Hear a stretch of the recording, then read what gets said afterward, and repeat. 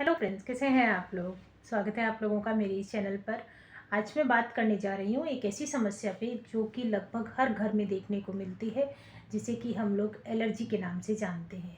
जिसके main symptom होते हैं नाक का बंद होना, छींक आना, खुजली, स्किन रैशेज या सांस की तकलीफ। ये सब एलर्जी के सिम्टम होते हैं। पर क्या इसे सिर्फ दवाइयों से दबाया जा सकता है या आप इसका कोई परमानेंट ट्रीटमेंट कर सकते हैं। तो चलिए आइए जानते हैं इसके बारे में हम लोग विस्तार से। सबसे पहले बात करते हैं कि एलर्जी क्या है। आयुर्वेद के अनुसार जब एलर्जी जब होती है जब शरीर की हमारी इम्यूनिटी पावर कम हो जाती है।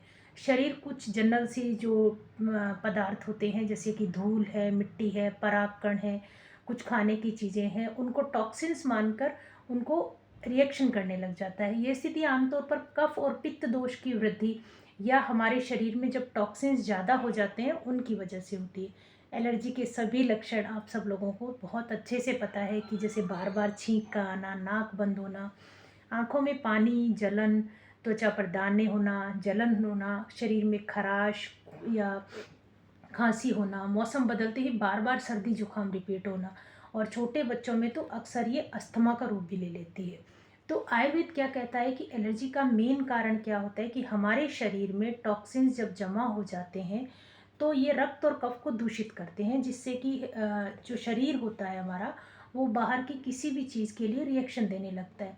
इसीलिए इसके उपचार का क्या क्या लक्ष्य होता है कि हमारे शरीर की शुद्धि होनी चाहिए, यानी कि डिटॉक्स होना चाहिए, बॉडी इम्यूनिटी बढ़नी चाहिए और दोषों का संतुलन होना चाहिए। आयुर्वेद इसके बारे में क्या क्या ट्रीटमेंट बताता है, चलिए इसके बारे में हम बात करते हैं। तो सबसे पहला और मेन जो ट्रीटमेंट होता है वो होता है त्रिफला।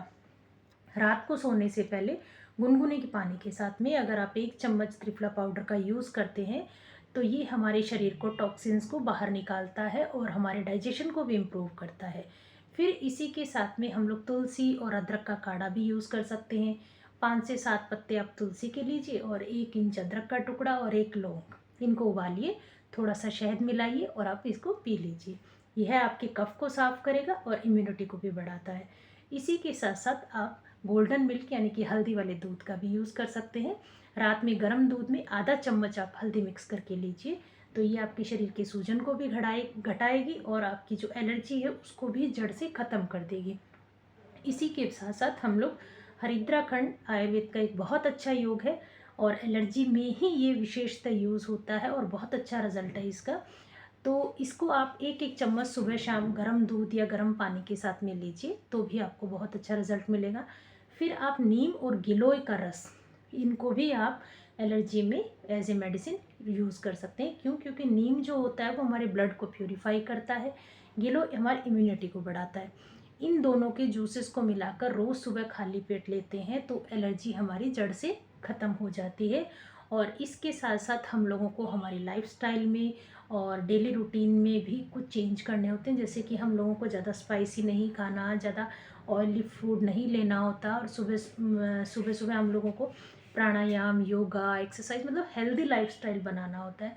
और जहाँ तक हो सके जब आपको एलर्जी का मौसम होता है तो आप प्लीज़ गर्म पानी ही लें, क्योंकि इससे हमारी बॉडी में स्वेलिंग कम आती है, टॉक्सिन्स ज़्यादा रिलीज़ होते हैं। और जिन लोगों को नेज़ल एलर्जी की ज़्यादा प्रॉब्लम है वो नेति क्रिया ज़रूर कीजिए, तो इससे भी आपको रिलैक्स होगा। अब मैं आपको एक विशेष नुस्खा बताने जा रही हूँ एलर्जी के लिए, जिसमें आप 1 चम्मच गिलोय का रस, आधा चम्मच शहद और आधी चुटकी हल्दी, इन सब चीज़ों को आप सुबह सुबह 15 दिन तक खाली पेट लीजिए। तो इससे आपकी जो सांस से जुड़ी हुई एलर्जी है या स्किन से जुड़ी हुई एलर्जी है उसमें आपको बहुत हद तक रिलैक्स मिलेगा। तो फ्रेंड्स, देखा आपने, एलर्जी कोई बीमारी नहीं है, यह एक हमारे शरीर के लिए एक सिम्टम होता है कि उसको हम लोगों को डिटॉक्स करना है। अगर आप अपने भोजन में और अपने लाइफस्टाइल में नेचुरल रेमेडीज़ को अपनाते हैं तो एलर्जी सिर्फ कंट्रोल नहीं होगी बल्कि जड़ से ख़त्म हो जाएगी। क्योंकि आयुर्वेद ऐसा कहता है कि शुद्ध शरीर में रोग कभी नहीं टिकते हैं। अगर आपको ये वीडियो अच्छी लगी हो तो प्लीज़ लाइक, शेयर और सब्सक्राइब ज़रूर कीजिएगा और कमेंट में बताइएगा कि मैं अपना अगला वीडियो कौन सी टॉपिक पे लेके आऊँ। Thank you.